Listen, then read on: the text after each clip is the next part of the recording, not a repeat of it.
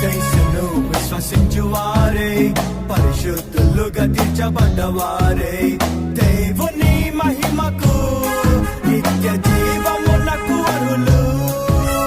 క్రీస్తు విశ్వసించువారే పరిశుద్ధులుగా తీర్చబడ్డవారే దేవుని మహిమకు నిత్య జీవమునకు అర్హులు.